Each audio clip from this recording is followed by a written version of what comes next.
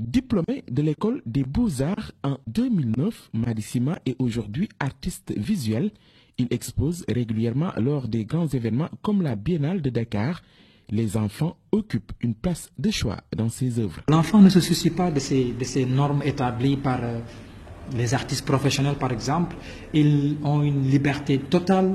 Ils ont eu aussi une image mentale qui leur permet de transcender, de dépasser les frontières. Cette image mentale, cette force-là que j'essaie, n'est-ce pas, de transférer dans mes productions. Des productions qui apparaissent banales au premier regard, mais qui artistiquement expriment pour la plupart la force mentale de l'enfant, avec comme finalité... C'est de travailler comme les enfants, c'est pas facile.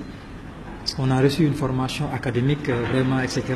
Mais voilà, travailler comme les enfants, c'est pas évident. À la base, il faut qu'à l'école, qu'on inculque, n'est-ce pas, ces enfants, une éducation artistique qui leur permettra vraiment de se préparer davantage.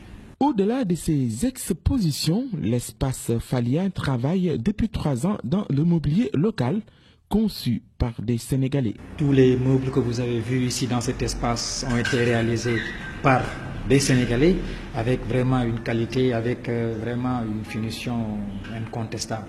Donc j'ai voulu, dans le même esprit, dans le même sillage, lors de cette exposition, lors de cette biennale, faire ce lien. Cette cohabitation dénommée Ndadje Ali Éducation, Art et Design, selon l'initiateur, l'idée c'est d'encourager ce link.